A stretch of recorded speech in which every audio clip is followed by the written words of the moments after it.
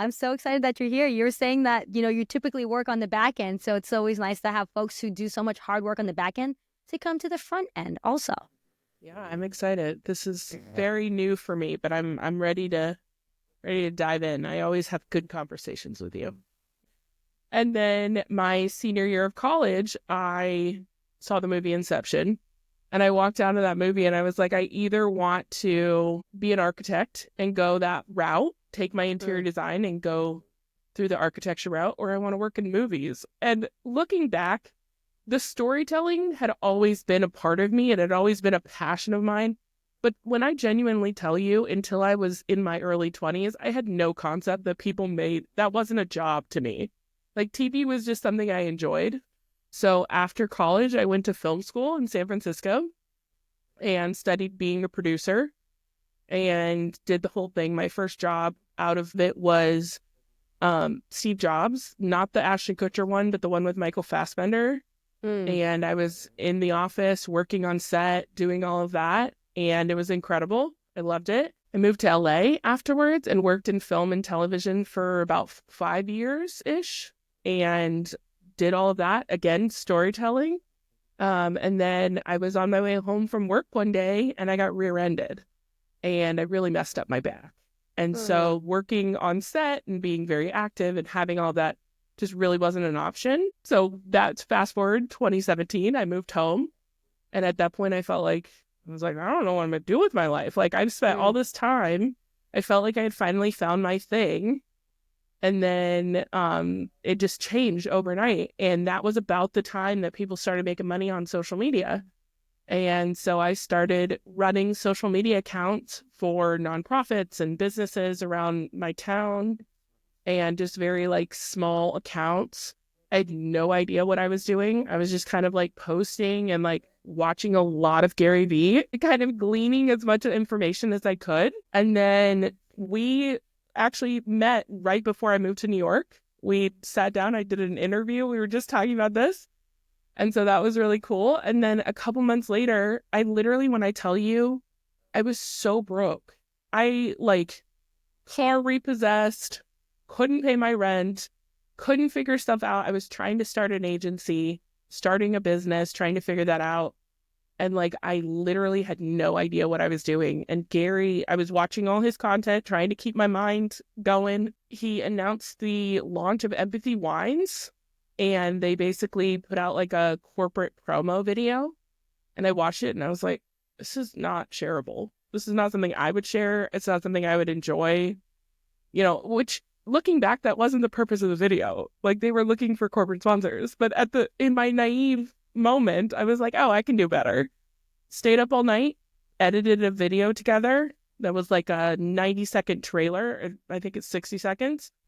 The next day, I tweeted it at Gary. He reshared it and pinned it to the top of his profile. And it got 15,000 views in a very short amount of time, which is the most I had ever had on any piece of content I had ever made. And I applied through the website to get the job. That was December of 2019. And by February, I was living in New York working for Gary. So it was very, very fast. 2 years. I learned more in those 2 years than I think most people learn in a decade just by the way he runs his team.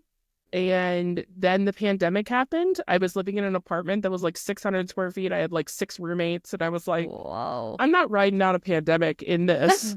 And so I moved home.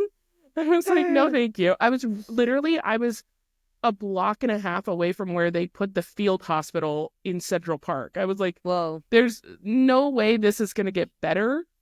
We went home thinking it was going to be 2 weeks. And then at the end of the 3rd or 4th week, I was like, they were talking about closing airports. And I was like, gotta go. Moved home to Arizona and transitioned off of Team Gary into the traditional agency model. And that was not a good fit for me. I didn't like it. It was coming off of Team Gary. It was so much slower and there was a lot more bureaucracy involved. Everything is slower once you get off of Team Gary. Well, and looking back now with clearer eyes, I'm like, oh, well, I went from something that was very entrepreneurial in nature.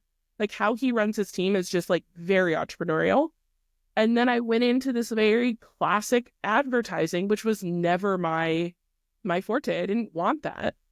And so I ended up leaving in December of 2020, and I started my agency the next month. And we focused on mainly social media and helping entrepreneurs doing what I was doing for Gary with, without the major price tag. And then 2021, I looked around and I was like, hold up. These platforms want so much content from these business owners that are busy, that are not influencers, they're not content creators. And I felt like I was burning out my clients. They were paying me thousands of dollars a month for me to be like, hey, did you post a story this morning? Hey, can you film this for me? Hey, what about this? And I just was like, we need to build something more sustainable. This doesn't make sense. It's not in the best interest of the business owner. It's really not in the best interest of the viewer. All we're doing is really just supporting these platforms as they just want more and more and more. And so we looked around and I said, okay, what is actually making an impact? And it was podcasting and YouTube. It was long form content where people were able to sit down and actually listen to each other and hear any of the conversation and have actual context, because God knows the world right now is lacking in context in every direction. And so we pivoted, and it was rocky at first and I had no idea what I was doing, and we learned, and it's been great ever since. We've had the opportunity to work with some really incredible CEOs and build stuff. And I know I just talked for like 20 minutes, but like that's the path. I feel like the older I get, the longer the story gets, which makes sense, but yes. All right, y'all. If you wanted the Cliff Notes version, you can now end the video here. But you want the long version, the extended version, the K-short version, because I got a lot of dots to connect now. So thank you so much for all of that. But we're going to just reel it on back, because what I continue to notice as I bring guests onto the show, they're like, yeah, I'm just going to give the Cliff Notes. These are all of my highlights. Like, no. Because every person who's watching this, we need, and this is what I love about being on the platform right now and just coming back onto YouTube. I'm just like, I cannot witness another success story without hearing all the messy parts in between.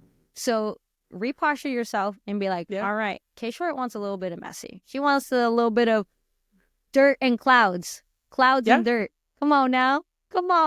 Think I don't know what's going on around here? That was a great little mini doc, whatever he did during that time. That was such a good one. Oh yeah. There's a lot of talent that came out of, I mean, like if I can dote a little bit, the creatives on his team are next level. Like, I can imagine. Excluding without sounding cocky, but like the people that I worked with at that time, who some of them still work for him, they've been with him for years, are just so talented. And some of them are now running other massive brands that you wouldn't even know that worked alongside him. So the full model is really cool. I would want to jump into that, but I'm going to bring it back and we're going to start. My curiosity pings me to the last thing you said was 5 different high schools, because we're both from Arizona. I got to hear about these high schools. Thank you. So which high schools did you go to? This is why I'm like, I love this. I can do this forever. I can't believe there's even more correlation. What's this pattern that's going on? Which I think is so fascinating. And then also the correlation of the TV raising us and finding ourselves in this space now, so it sounds like you were more into, would you say TV and film, right? I'm assuming once, as you gave us the Cliff Notes, you started doing that. Yeah. But for me now, my heart has always been like, how can I be the next Carson Daly? I love that. Because that was my choice, and I find it interesting. I was like, I was there, 3 p.m., TRL, let's go, So, and then Pokemon afterwards. But that's just, it's, so if we can continue to move forward with that posture as we're moving through your journey into the details of it, like how connecting it to the work that you're doing now, because I think that's what's really fascinating about what I love about the folks I've been getting to know is like, it's been ruminating in us, as young vessels. And so to see it coming, through later on in life, I'm like, oh, this is so cool. Something that I've realized as an adult to identify, but when you're in a room and you look around and you don't want anybody's life, you leave that room, whatever that is. When you look at the higher ups, the people that are further down the journey, and you're like, I don't want to do that, you don't need to be on this path. Move on. That is your innate instincts telling you that you have gotten everything you need out of that moment. I feel like as I've gotten older, I've learned to identify that. But I from a young age, I think we all have it. I think it's inherent in us of like, you have to be able to learn what it looks like for you individually when your body says, I'm done, whatever that is. You know what I mean? Whatever that is. And to honor that, there's so much like privilege and grace in being able to honor that in yourself. Because a lot of people can't. They don't have the opportunity or the ability to do that. But if you can, it will take you so much further than you ever think is possible, because you got to close that first door for the opportunities to start showing up. Sheesh, dropping the knowledge now, early on. No, that's so good. And I am so fascinating, because I feel that way. I feel like that's kind of how I've moved, but like you putting language and context to that, I'm like, everyone needs to, I'm just kidding. Not everyone needs to be an only child. Just kidding. That would be horrible. This would be horrible. But yeah, that's just so fascinating. No, my mom's got her doctorate degree, like very highly educated, very lucky to grow up in that household. I mean, I think that there were benefits and pros and cons to that, because I grew up in a world where it was expected that I was going to get my master's. There was no conversation. It was just like, you go to college, you go get your master's, and then you can go get a job. And I mean, like, I worked my whole life, but like, that was the expectation. And so I think probably given what we know now about student debt and all of those things, I probably wouldn't have gone that path. But God love my mother. She was of the Gen X persuasion, and that was just the expectation back then. And so I love seeing the younger generation really questioning if their life path really does benefit them to go to college. I'm going to tell you right here, right now, if you want to go into film and TV, do not go to film school. The only thing that benefits you from film school is the network. And that usually takes 5 to 10 years to grow, because all the people you're in classes with, all the people, maybe your teachers, but like, you can cultivate that easily while working in the film industry. Instead, we're going to fast forward to that moment when we met again in Tucson. Again, I remember when you hit me up and we were talking, you were just left film school, I'm assuming, and just getting into your YouTube channel. And so then somehow we pressed record, you know? So what was going on in Tucson for us? How funny is that? Like, it was an early iteration of my podcast. So it was me trying to figure out, I've always been fascinated about people that, in a world that tells us you can't make money from your creativity, which again has changed drastically with social media. But it used to be a narrative. You're never going to make a living as a fine artist. You're never going to make a living as a videographer. Like, these are things we were raised being told. And so the idea of going out and being successful as a creative was always very fascinating to me. And I love that conversation, because there's so many people that do it, and they may not do it in the public eye, but they're doing it behind the scenes, and they're making a reasonable living, and they're living their passion, and they're being creative. And so many of us think the only opportunity, especially the younger generation now, they think the only way to be creative and to pay your bills is to be a YouTuber or an influencer. And the reality is that is so not the case. There's so many other avenues that you can open up your creativity and show up for the world and be a creative entrepreneur. But that was what I was really looking at. It was like, that was when you were very much like chugging along with your podcast, and you were doing all these, like, I've always seen you as like a very creative human being, and you do a lot of things in different verticals. And like, I just think it's so cool. And yeah, I wanted to like sit down and pick your brain. Granted, a couple months later, I moved to New York and never edited the video, but we have it.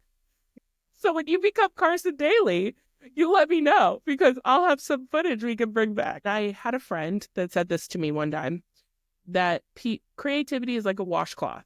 You spread it around, you can absorb things into it, but if you wring it out entirely, it has no way of growing back. So that sounds really weird, But like, when he said it to me, I was like, wow, that's so true. But like this concept that creative energy is a muscle. It can be ripped and torn and damaged, just like any other muscle.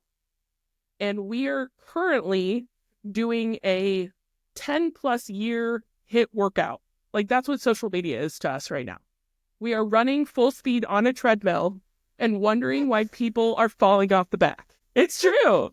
Like, and we also wonder why everyone, like, people are stealing stuff and like content, and they're, everything looks the same. It's because we are not giving ourselves space or time or an opportunity to recharge our creativity just like we would any other muscle or skill or our mind. All of these things. We know that you need sleep. Humans need sleep. So the idea that we think that we can grow up or wake up every day and be creative from 9 a.m. to 9 p.m., pass out for 2 hours, get up, edit all morning, post, and just rinse and repeat forever, it's not a feasible, sustainable model. Tell us more about early entrepreneurship. This is where my meat and bones come in. I'm like, all right, I gotta learn from someone who's some steps ahead. So tell us about the shift, and when you sat there and you're like, I'm gonna do this. What was that exactly, and what were those feelings that were coming up with that? Yeah, I mean, it was a big shift. It was a lot to learn. I think I'm only now tapping into understanding the shift of working in my business versus working on my business. And everyone gives you that platitude. And I remember having this moment where I kind of started working on the agency before I left Vayner. Slowly, small stuff, but it was always like a side hustle. Oh, I got to go back to work, all this stuff. And the first day I sat down to edit for him, my brain fired off, you need to get back to work. And I had the moment of, oh, this is my work. I get to do this. This is my job. So I think if you can find that within your entrepreneurial journey, it makes it so much easier. Because like entrepreneurship sucks up one side and down the other. Like it's just, if you can do anything else, do it. Anything else. But it's also like some of the most rewarding stuff. Like, I don't know. I love it. I don't think I could ever go back to a 9-to-5 at this point. I'm ruined. But yeah, in the early stages, like one thing I did is I was absorbing a lot of entrepreneurship content. That's how I learn. If you're not someone that does that, like you don't have to, but that's how I intake information. I joined a course that was very much like the bare minimum of like, this is how you start an online business. This is what it looks like to set up a P&L. This is what it looks like to brand yourself. Like very, very basic. So I had no reference point. I didn't really know how to start a company. And then I jumped on Clubhouse. And I think Clubhouse, which was like a moment, I jumped on it, and you talked about day trading attention. At that point, Clubhouse was the shit. And I spent hours, days on Clubhouse, just constantly asking to be put up on stage, talking about my business, talking about what I did, and I was leveraging the fact that I was working for Gary, or I had worked recently for Gary, because when you hear that, people are like, yeah. And I leveraged that, and it got me in rooms, and I started talking about both what I believed in when it came to content, but also like what I was trying to build. I fully believe that you should not have to have a 6-figure retainer to be able to show up as a brand. I think that storytelling is at the core of everything. Like these are values that I had at the beginning. And so I was sharing that. And I had like 6 clients at the end of a month. And so I went from literally nothing to making 5 figures a month very, very quickly. Now, I don't recommend that to anyone because the backlash on that hurt. Because I didn't know how to run a business. I had no idea what I was doing, but I mean, it's possible. It does happen. Shonda Rhimes shares this story that she talks about the idea that when you're writing a TV show and you're writing every week, that you're laying the track as the train is speeding towards you. And that is 100% what early entrepreneurship feels like. Like you are literally building the train track and there is this giant locomotive just running at your face. And it's about trying to figure out how to A, stay calm, because the worst thing you can do in any situation is freak out. It's not going to help anyone. And B, set yourself up for failure or for success, because I set myself up for failure. I had no foundational skills or programs or anything set up. So every time I booked a new client, I was recreating the wheel. I was rebuilding processes. I was rewriting emails. Like, everything was so much more work because it happened so quickly and I didn't have that foundation in place. And because of that, then my second year, 2021 was like a rough year. My second year of business, my clients started being like, they had expectations. Obviously, they were paying for a service. And I hired some people, but I had never managed people.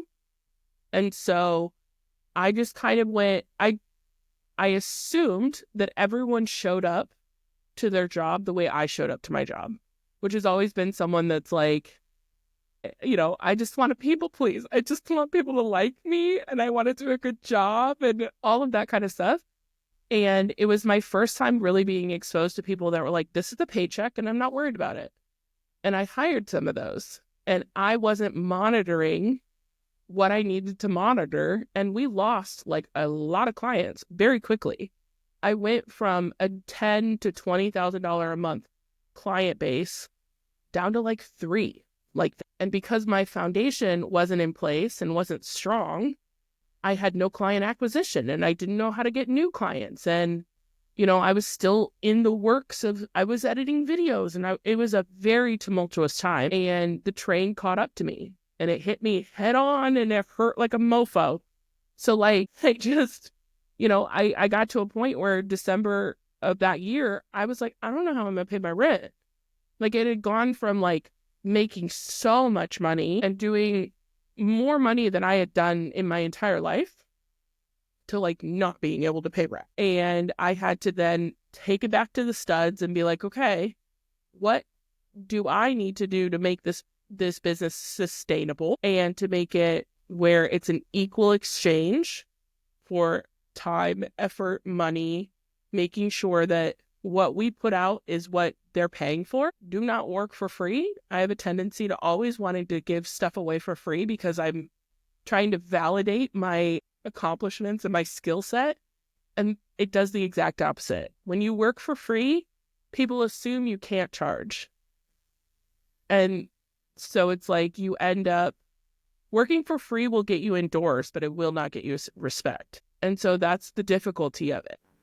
So please tell us more about how you went from Aossey Creative to MicMoguls. Like, what's your thought process now? We used to go by Aossey Creative, which is my last name. And that was just kind of, I pulled that out of thin air when I was doing, it was just me working on stuff. And the longer I was in business, the more I realized that when your last name is in the title, someone's coming to work for you or work with you. And I wanted to build something that didn't require me to be editing constantly. I can teach other people how to show up in a way and to make the decisions that I would make.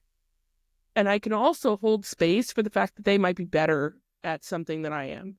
And so for me, it's been a learning lesson and stepping into that kind of CEO guide role and being like, I need to be able to create a brand, create value, and create values that I can then educate to my team and walk them through the process so that the final project or final product has my fingerprints on it, but does not require my blood, sweat, and tears. It's hard. It's not something that, coming from a creative background, it's not something that I am naturally, I'm like a, don't worry, I'll do it for you kind of thing. And that is the kiss of death when you are running a company, because you physically are constrained by the amount of hours in a day. And believe me, I have tried to work 25 hours in a day and it just doesn't work. And so it's like, at a certain point, if you're genuinely looking to build something, you have to work with other people. The power of community is something that I am only, being an only child, I always did everything myself. I can do it myself. Don't worry about it. Hyper independent. And I'm realizing the older I get and the more I build this company that the reality is I cannot do it alone. I need people to help me. And there are so many people out there that can do what I do, and they may not even know they can do it yet. I can show them what I do, and then all of a sudden they're making better decisions than I am when it comes to the creative edits and when it comes to all of these things. And it's like, that's been really fun to watch my team grow and expand their skills, because it's very egotistical to sit at the top of a pyramid and be like, I'm the smartest person in this room. It's fun. It feels good. You're not going to get anything out of it. You're not going to grow from it. You're not going to expand your business. You're just always going to be the pipe, or what do they call that? The bottleneck in your business. Like, you're always going to be that person that's slowing down the growth because you're too focused in validating you. I want to know more about, we were talking off camera a little bit about human design. And I'm just kind of curious, you're saying that a big shift is happening. So in the work that you're doing and you personally shifting into MicMoguls, right? I'm just curious of what you're anticipating, obviously within the media world and of course within humanity too. And how are you preparing for that as an entrepreneur?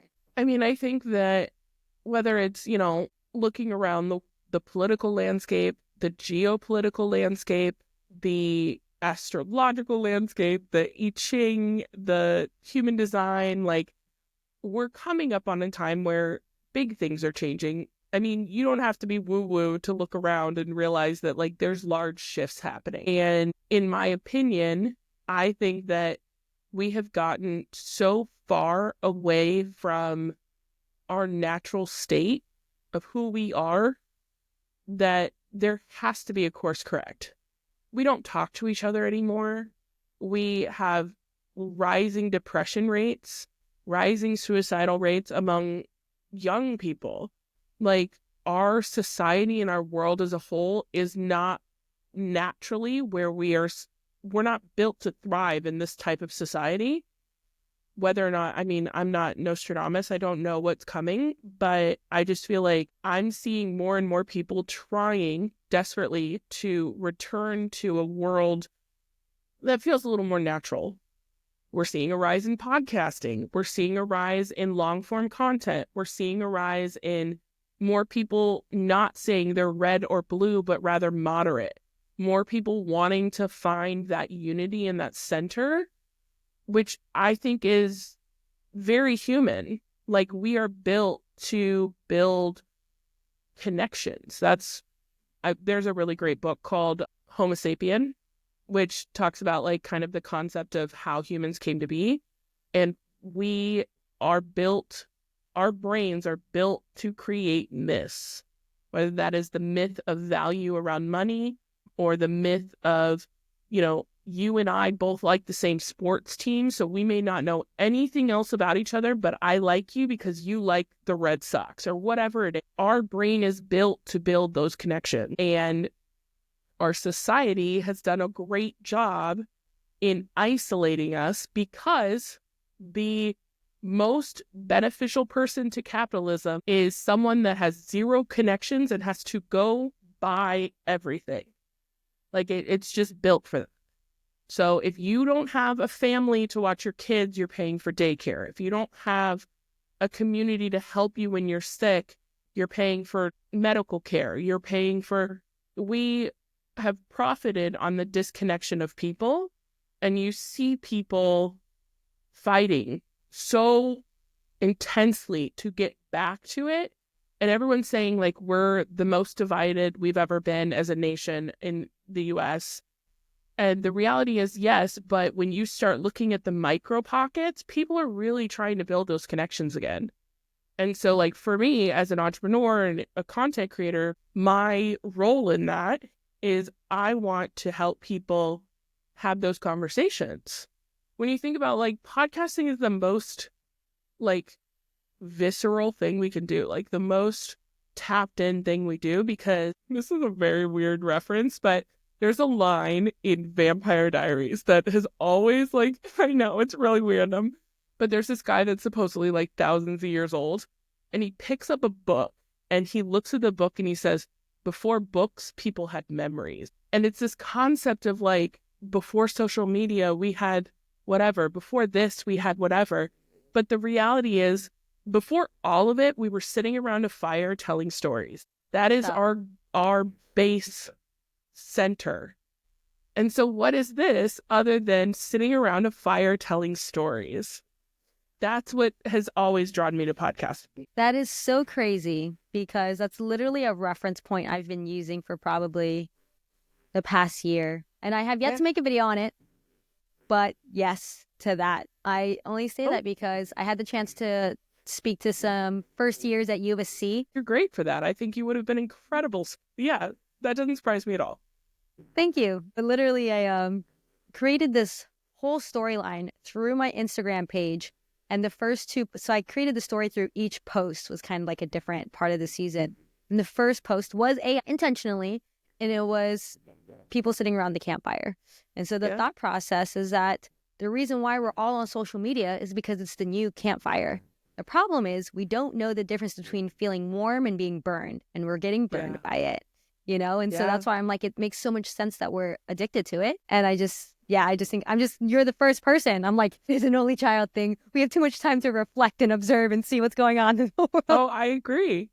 I live in my head. And so it can be a dicey place in there, but it does come up with some weird thoughts every once in a while. Yeah. And no, I just think it's fascinating because you're the first and only person I was like, who's made that reference. I was like, oh my gosh, okay, cool, which is awesome. But I think at the same time, what you were saying about this Vampire Diaries, and this is what I tell people, is like our brains are always recording. You know what I mean? Like it's always on record, you know? So again, and going to that practice of like the present moment. But I do agree with you. So you feel like podcasting is the most natural thing to do in the modern day world? I think short of sitting around the kitchen table, yeah.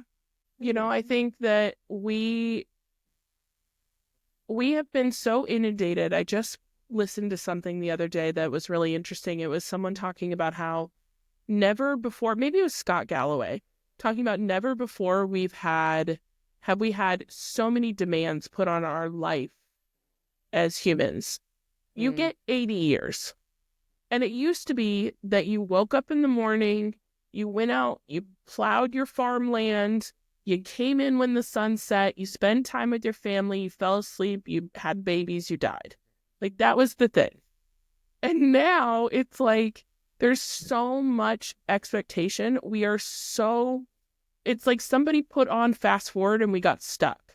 And so it's like, of course, the 18-year-olds that you're talking to are exhausted because in 18 years, they've done what most 60-year-olds would have done 20 years ago or 30 years ago.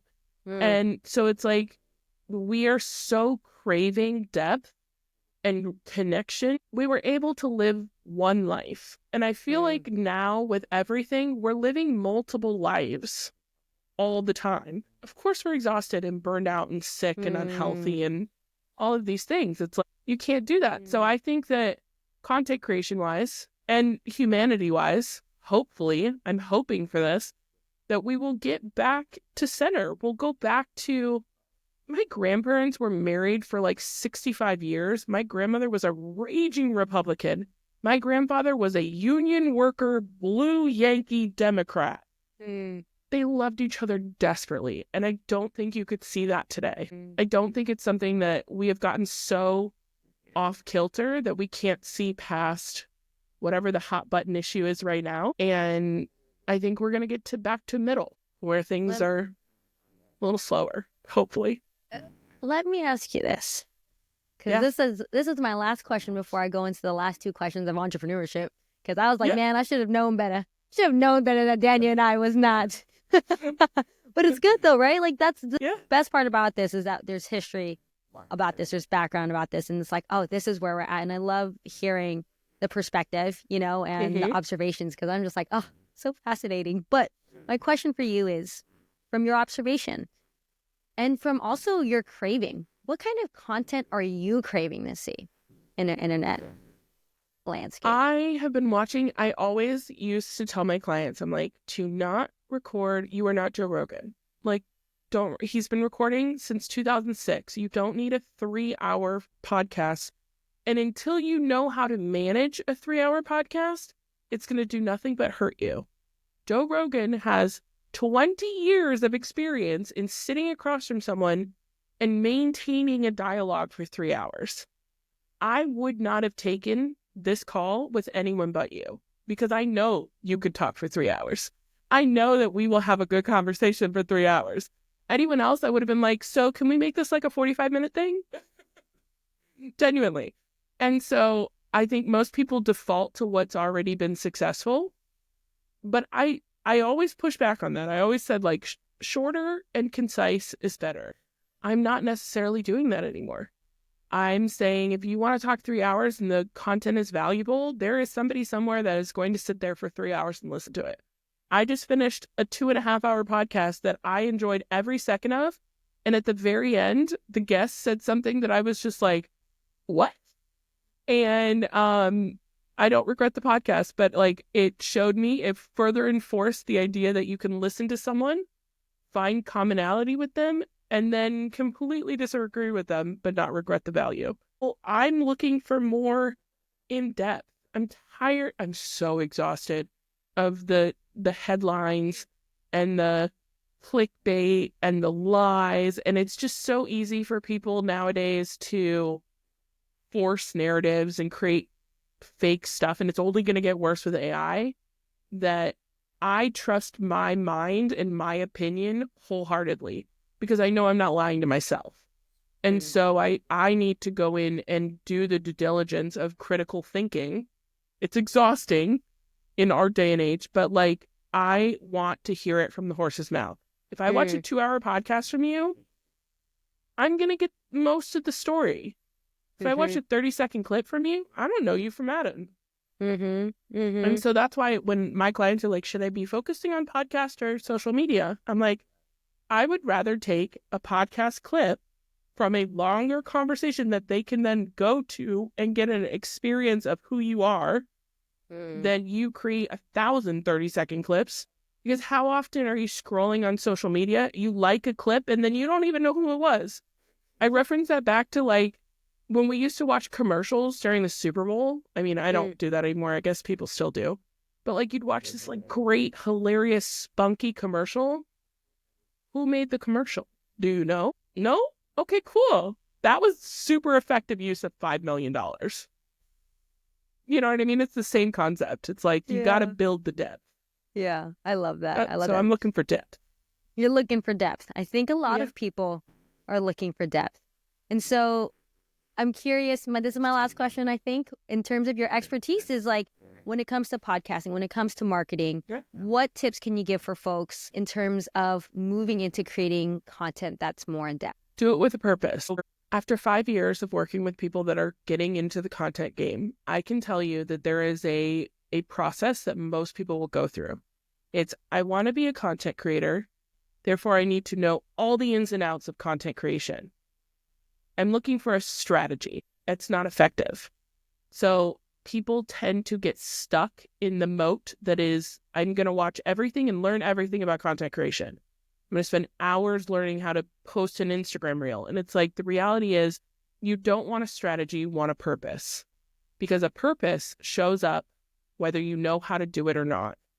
A strategy just spends time learning. And you can hire out a strategy. You can get someone on Fiverr to tell you what to post and when to post it. But a purpose is so much more difficult, because a purpose stands up to your insecurities. It stands up to not wanting to turn the camera on. It stands up to not, quote unquote, having anything to say. Because if you truly have a purpose at your core, you have to show up because it's your purpose. And so when you're starting the content creation journey, it's grueling. You're going to end up with trolls and haters and no views and stressful deadlines. And it's not fun. It's just like entrepreneurship. It sucks. Up one side and down the other. But if you have a purpose and you have a reason for why, then all of a sudden it becomes a lot easier to point your efforts in a direction.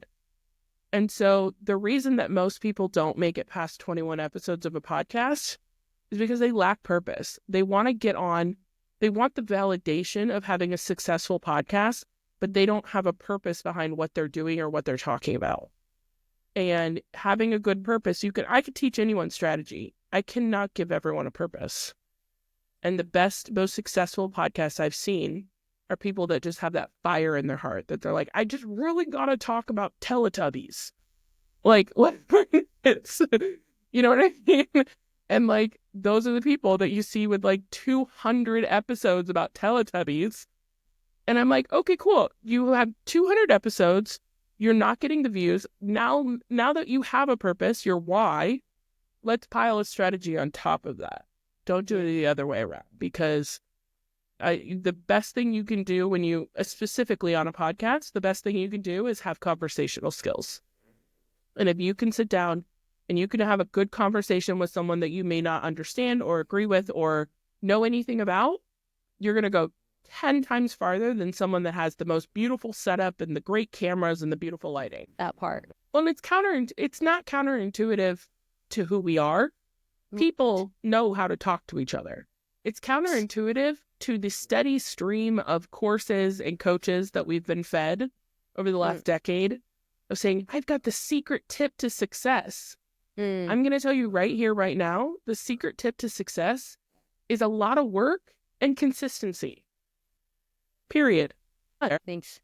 Danyah, my last two questions is, what is your definition of an entrepreneur? Oh, that's changed a lot. And he talked about how entrepreneurship is about solving the problem and owning a business is about owning a business. So you can be a business owner without being an entrepreneur.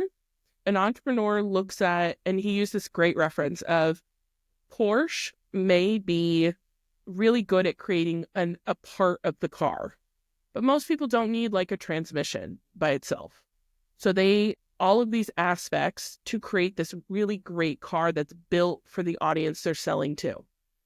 And it's a Bose speaker and a specific type of racing tire and all of these different things that are not necessarily what they do best, but it's what the market wants. That's the difference between an entrepreneur. A business owner is going to look at that and say, I'm a really great video editor and I can edit videos really, really well. Okay, cool. Then you're a video editor, you're a business owner, and there's nothing wrong with that. An entrepreneur says, this particular type of dentist is having issues getting clients.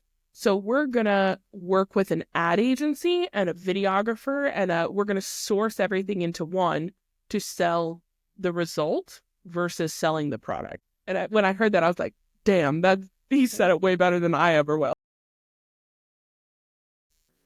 And what advice would you give to aspiring entrepreneurs, and more specifically for those in their early entrepreneurship journey? I would say that the best thing I did early in my journey is I wasn't an entrepreneur. And I think the best thing I did was starting to learn under other people that had already done it.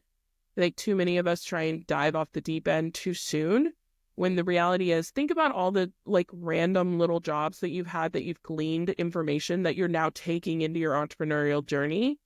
And like, you don't realize it when you're doing it, but later you're like, oh, I heard about this thing and I did that and it made sense. So I would say, like, if you're young and inspired to be an entrepreneur, understand that it's terrifying. It's basically being a professional gambler. And like, there's a lot of people out there that will never be the Gary V's. You know, I may never be a multi-business owning successful entrepreneur. Maybe I will be, but like, I'm okay with that. You got to get good with that. You got to get good with just trying.